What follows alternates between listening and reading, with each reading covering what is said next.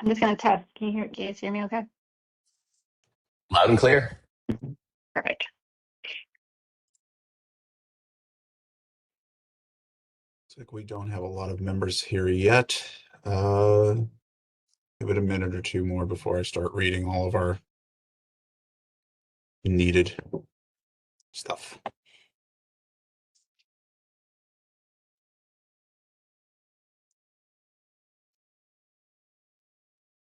How's everybody doing today? Good, Sam. How are you doing? Not too bad. Not too bad. It's been fun watching the monsoon blow through Ohio City.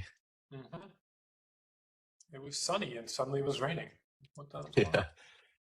We're back to sunshine in Lakewood, so maybe heading your way soon, hopefully. Nice. All right, everybody. Welcome to the Historic Ohio City Design Review Advisory Committee meeting for June 18th. I'm going to go through our rules and such before we get moving. Actions during the meeting will be taken by a roll call vote. Recusal due to a conflict of interest should be stated prior to the record before the start of the presentation, and the recused committee member will then leave the meeting for the duration of the presentation. The chair will call the meeting to order and ask for a roll call of the committee. The administrator will introduce the first project. The meeting will then be turned over to the applicant to go through their presentation. Each presentation should be completed prior to questions and comments from the committee. Once the presentation is concluded, the administrator will provide any background information or read any received public comment if applicable. The committee will then begin deliberations and project review. Please use the raise hand feature. After deliberations and review concludes, the committee will render its recommendation and/or motion. The applicant may leave the meeting after the project review is complete. All projects will follow the same format until all projects are heard by the committee. Once all projects are heard, the chair will call for any committee administrative reports, and after all reports have been heard, the chair will adjourn the meeting.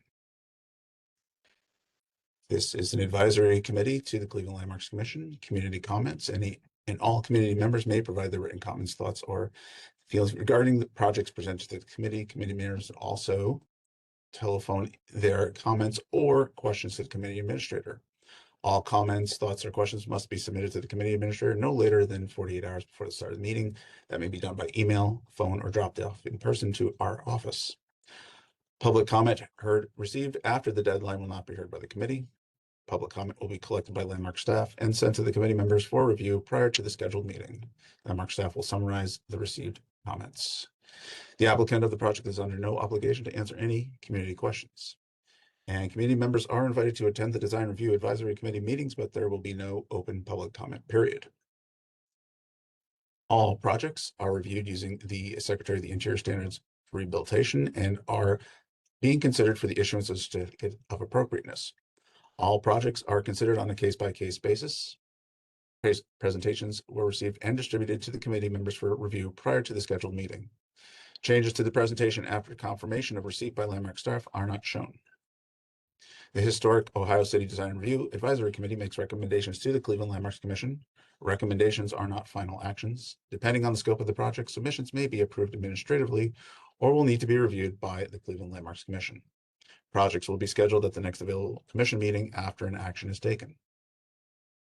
And for our reference, we have the Secretary of the Interior Standards for Rehabilitation that we use for each of our reviews. And that concludes the preamble stuff. And okay, so I do not see our chair. Is our vice chair? I don't think our vice chair is here either. Okay. Is somebody available to chair until we have somebody? Sure, I can if you want. Okay, Alex, that's fine. All right, we'll bring our June 18th, 2026 Ohio City Design Review Committee meeting to order.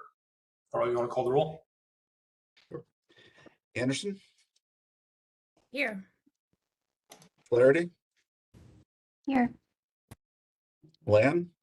Here. Miller? Here. Myers, Persons, Trevisano, Marinucci, and Frondorf. Here. Mr. Chair, we have a quorum. So Okay. let me stand by one.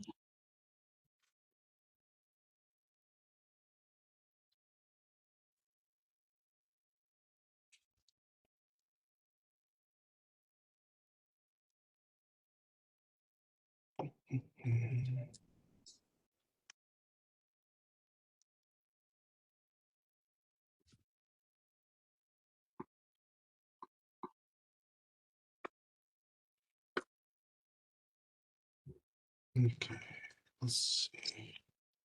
Can you see that? Am I in the right place?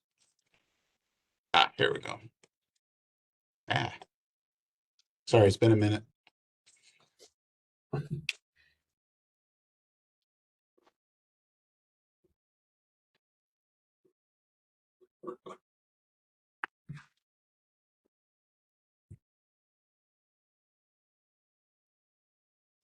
There we go. That should be it. Yes. Can you see a presentation? We do not. Okay. Then I am experiencing technical difficulties. Hang on. There we go. All right. So our first and only project to review is a schematic review of case HOC 26.18 at 1947 West 25th Street in the Market Square Historic District, the Market Garden Brew Pub rooftop deck. Presenter. Yes, hi, I'm Maggie Young from Young Design Studio. I'm the architect for the project, and we also have Sam McNulty, the business owner as well, and building owner. So I'm going to assume that you're all familiar with the location, but I'll kind of talk about it a little bit. We're on West 25th Street, just kind of a little bit to the north of the West Side Market. If you want to head to the next slide, please. So when this property was redeveloped in, Sam, actually correct me if I'm wrong, but I think around 2010-ish. There was always Exactly. plans. Yeah. 2010, okay. There was always plans to have a future roof deck on the building. So the structure was designed to support that. The mechanicals were kind of congregated in one corner of the roof to leave as much open space as possible. And the stair was run up, kind of a full egress stair was run all the way up to the roof, as well as the elevator was extended up to the roof deck to allow for accessible access to the roof. So we're coming today as kind of to talk to the committee about what it's going to look like when now here we are 16 years later, it's time to activate the roof. So this is kind of just a site plan showing building location. You can kind of see the location on the roof deck that we're looking at activating is kind of all along that northern border of the roof, and kind of closer to the market is where those mechanical units are. So we have some kind of screening elements to hide those. If you want to go to the next slide. Oops. So this is kind of a more detailed view of the roof deck. That gridded hatch is kind of showing the occupied area. Those are kind of a floating rubber paver situation directly over the membrane roof. And then where guardrails are needed because of the existing parapet heights, we have these planter boxes that I have more detail on to follow that kind of go over that parapet to not damage the historic stonework and brickwork there, but to bring it up to the needed 42 inches and also provide some really nice greenery up there because it's quite exposed, if you will. It gets hot up there. So we have that kind of on the West 25th side, and then again, as we're kind of bordering the beer garden courtyard in the middle, and then to the back of the building where the parking is as well. There's a little bit of a change of elevation in this roof. So towards the West 25th side, we have the stairs coming up is a higher elevation, and then back towards the elevator, there's a step down kind of where the building narrows. So we have a boardwalk type element that connects the elevator to that higher elevation. And then there's going to be planters on the edge of that to prevent falling down onto the lower kind of mixed dining seating area and some stairs down onto that. There is a proposed little bit of a open canopy webbing over the bar area, which is adjacent to the stairs. And then on the north side of those stairs, we're also proposing 2 restrooms. The idea for these is kind of, you think of it like the Metro Parks bathroom, right? So they're going to be seasonally used, able to be winterized, pretty bare bones, but that way people aren't having to go all the way down the stairs to use the restrooms, and covered as well. And then, and then lighting throughout the space would be kind of that bistro string type lighting. So you can kind of see the path of those zigzagging across that narrow area as well, just to kind of bring some ambiance to the space as well. And then we're adding, for egress purposes, a secondary stair running against the beer garden. So you can see that coming down. So that would be like a prefabricated metal stair that would just come in and plop right against the existing brick wall and get us up there kind of subtly. That would be for exit only. The intent is to really bring most people up through those front stairs. I think that's all the major points. If you want to click through some more pictures. So this is the existing facades of the building. You can kind of see that planter a little bit on that top edge of the top left photo. You can see some of that, and you can see a little bit of the string lights as well. And then, you know, you're not seeing a whole lot of the rest of the roof from below because it's up and set back a little ways. Next slide, please. And so then we have that white fence kind of screening those mechanical elements as you're facing the market garden, I'm sorry, the market itself. And kind of set up a little bleacher situation so people could kind of stage some dramatic photos up there as well with the great market in its background. You can really see kind of the lush greenery that they've been able to get growing up there in those planter boxes along the parapets. And Sam, do you want to talk a little bit about the net shade element, just because you're a little bit of more of an expert on that than me? Sure. Yes, it's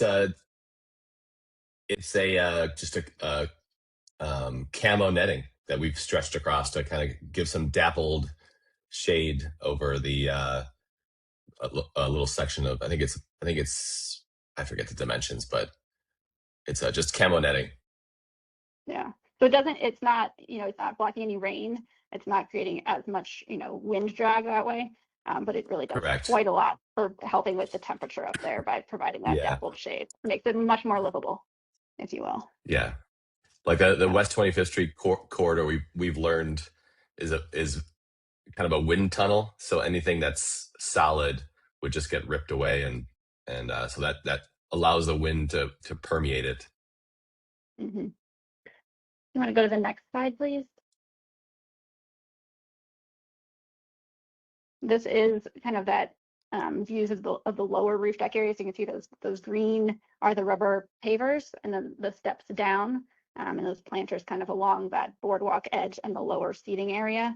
And then there's some views as well, kind of giving you a better sense of that.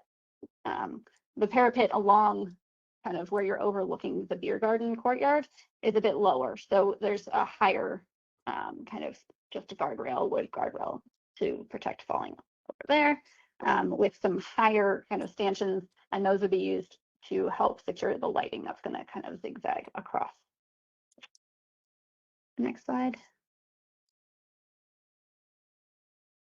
This is some views from the beer garden courtyard. So if you're looking at that middle photo, where the kind of the round emblem is, across that elevation is where the stair would be coming down. So kind of from that top left corner down to the right, that would be where the stair is going to run.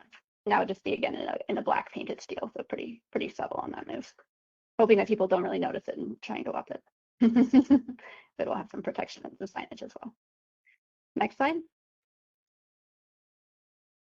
These are some more kind of details on those planter elements. Again, those are kind of the part of this whole proposal that is the most visible from West 25th, I would say. So those are like a wood look composite board creating a planter element that kind of sits down over the existing stone parapets. And then they're planted with some really nice greenery that they maintain really, really well. Next slide. That might be it. That's it. So that's kind of, again, we're just here for schematic levels. We don't have, the details on all the materials and things like that, but really wanted to kind of get the committee's thoughts, input, we appreciate you seeing us. Sam, anything to add before you finish? I think you covered it. Okay, thank you so much. Yeah, thanks, guys.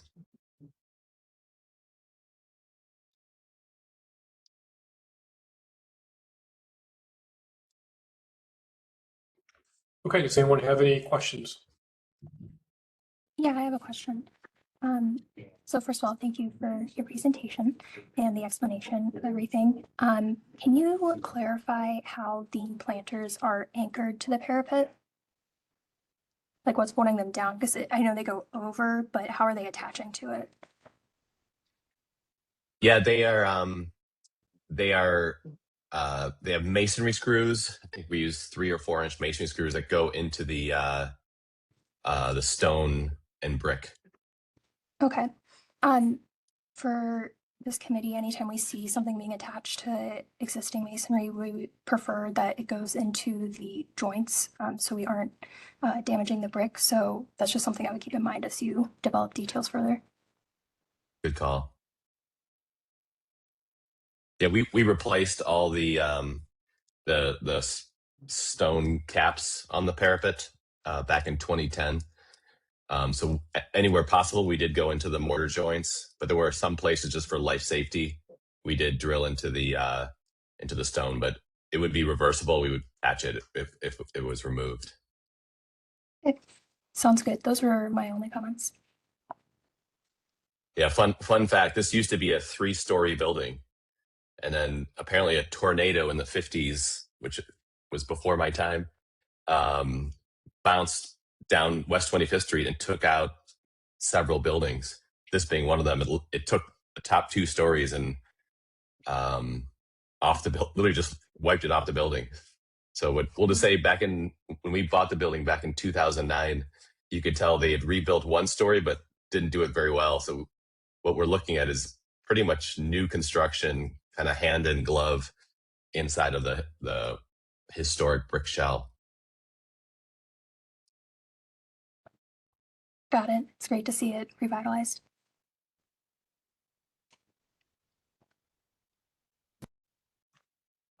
Any other questions from any other committee members? Yeah, I feel like design-wise, it's pretty straightforward. How does this differ from what's up there today? So we put the rubber pavers down. They're made from by a company in Canada from recycled tires. So they're not attached. So nothing that's currently there right now is attached. It's all just essentially furniture, if you will. What we're proposing is the 2 bathrooms and the egress stairway. Mm-hmm. Right, so they kind of started some of the construction already again on those not fully fixed items, but getting to the fully fixed, we're going through the whole permitting process and everything. Mm-hmm. So. Okay. Yeah, I'm pretty sure I've been up there, and your photos look pretty close to what I remember. That's probably accurate. I think these are from Maggie. When do you take those? Like a week and a half ago, 2 weeks? Yeah, 2 weeks ago, Yeah. maybe.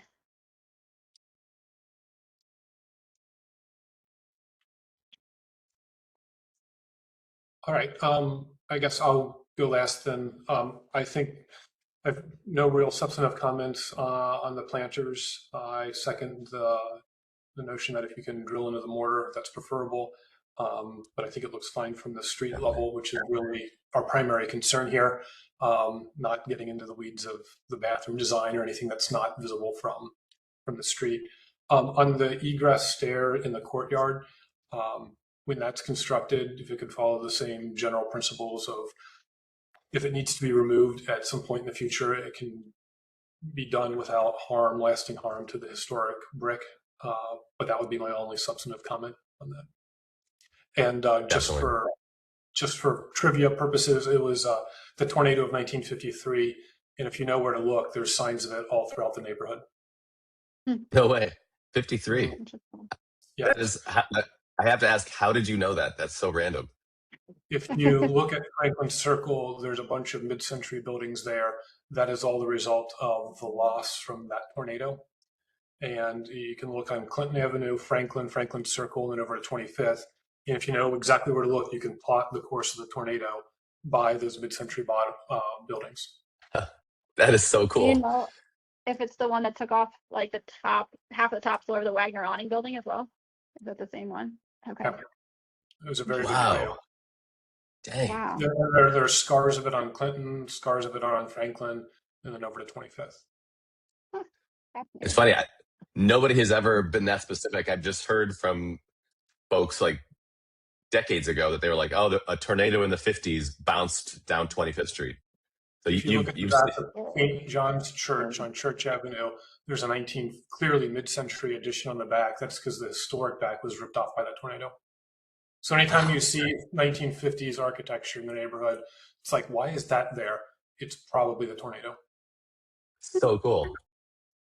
Hmm. That would explain why all the brick on this building is that glazed 1950s. It was like en vogue in the 50s. Yeah. So, they just basically sorry reskinned it. Yeah. That's really fun. That's really fun. Right. Any other committee comments? I have one question if you don't mind. So again, like I said, we didn't give you all the full details. We are kind of thinking probably using a corrugated metal for the bathroom enclosure. Again, this is not, it's set back far enough, it's not visible for the street at all. But I guess I just wanted to kind of throw that out there to see if that was going to be, objectionable to anyone, or if that sounds like something that, as long as, again, it's just attached to the newer stair structure. It's not attached to anything historic that's up there. I think the general guiding principle here is if it's not visible from the public right away, you have a lot of latitude, so long as you're not installing it in a way that creates permanent damage to the structure should it ever be removed. I think those are your guiding principles here. Okay, thank you. Got So it. like the stair system is visible from the public right away from the alley there. Make that a good looking stairway, and also have it installed in such a way that it doesn't damage the building. Yeah, our intent is to have that the egress stairway look like it's been there. Like we want it to look, I don't want to say historic, but Like in an old a fire fake way. escape or But something. yeah, we want it to look, like substantial, but also kind of it'll be powder coated black, so it'll kind of just fade into the background. Cool. Mm-hmm. Mm-hmm. All right. Anything else from anyone? All right. Does for Sam and Maggie, do you have all the information you need to proceed? And come back think with so. We'll just check all those boxes on the final submission requirements, and hopefully get back to you at the next meeting. Okay. It just dawned on me with the planners, if I don't know how they were built, but a membrane or something to prevent the bricks and the stone from getting waterlogged, that would help ensure their longevity. Mm-hmm. That's a great call. They do have their what's it called? They're like a recycled plastic panel that's basically like a watertight trough. Okay. Cool. All right. Well, if there's nothing else from anyone, then since this is our only presentation, I can call the meeting to order. Earl, do you need anything else? Nope. I think we're good. This was schematic review, so there was no action being taken at this time. So Okay. Thanks, everybody. I appreciate your time. Thank you, Thank Sam. you so Thank you, much. Maggie. Thank you. Mm-hmm. Bye. Take care, guys. Thanks. thanks. All right, and that concludes the June 18th, 2026 Ohio City Design Review Committee meeting. That was easy. Okay, we will adjourn and see everyone later. Thank you. Thanks, everybody.